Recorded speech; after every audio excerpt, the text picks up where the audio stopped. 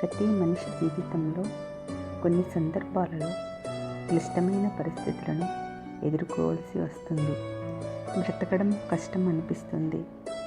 ధరించిన దుస్తువులు ఊపిరి ఆడనివ్వకుండా చేస్తాయి. శరీరంలో ప్రతి కణం అలసిపోయినట్లుగా అనిపిస్తుంది.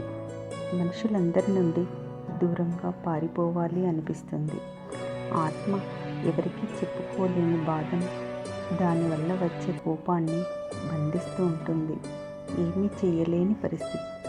అలాంటి సమయంలో మనం వెతకవలసినది సహాయం చేసే చేతుల కోసం కాదు, మనసు పొరల్లో నిక్షిప్తమైన శక్తి కోసం. ఆ శక్తి పేరే ఆత్మవిశ్వాసం.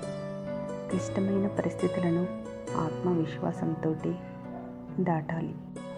గెలిచిన వారు ఆనందంగా ఉంటారు, ఓడిన వారు విచారంగా ఉంటారు.